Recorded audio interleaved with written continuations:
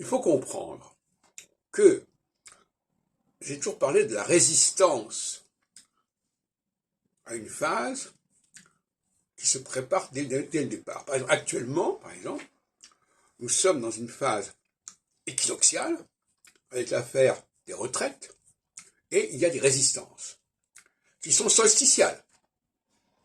C'est-à-dire une résistance où on ne veut pas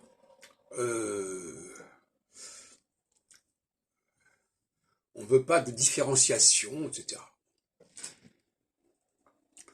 On ne veut pas de différenciation sociale, mais on préfère une différenciation nationale. Bon. Maintenant, nous sommes dans une phase inverse, où c'est la différenciation sociale qui compte, le traitement des cas particuliers, et non pas des problématiques de conflit national. Et par conséquent, ce qu'il faut bien comprendre, c'est que la résistance à une phase prépare la phase suivante. C'est-à-dire que si actuellement on vient de sortir d'une phase solsticiale, il y a eu une résistance équinoxiale au cours de la phase solsticiale qui prépare l'avènement de la phase équinoxiale. De la même façon il va y avoir une résistance à la phase équinoxiale qui va préparer le passage dans 7 ans à la phase solsticiale.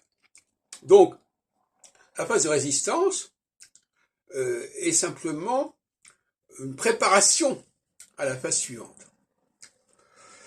Quand De Gaulle résiste en 1940, alors qu'on est en phase équinoxiale, il prépare déjà le passage à la phase solsticiale qui va suivre, avec la résistance.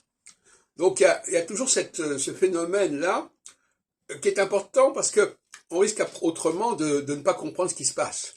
Le grand problème en astrologie, c'est que si on n'a pas les bons modèles, soit on fait de mauvaises prévisions, soit on ne comprend pas ce qui se passe.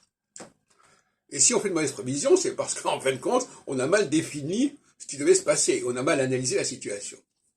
Pas sur le plan astrologique, mais sur le plan aussi réel. Parce que le problème, ce que beaucoup d'astrologues ne veulent pas comprendre, c'est que s'ils n'ont pas un bon modèle sociologique pour comprendre le monde, eh bien, ils ne pourront jamais réussir leurs prévisions, au sens où leurs prévisions seront toujours mal formulées. Le problème d'André Barbeau, le problème, c'est que ces prévisions étaient mal formulées. Elles étaient insuffisantes. Même si les dates ont pu coïncider, il ne nous a jamais dit ce qui allait se produire réellement. Or, ce qu'on attend de l'astrologue, c'est que non seulement il annonce des changements, mais qu'il annonce la nature même de ces changements.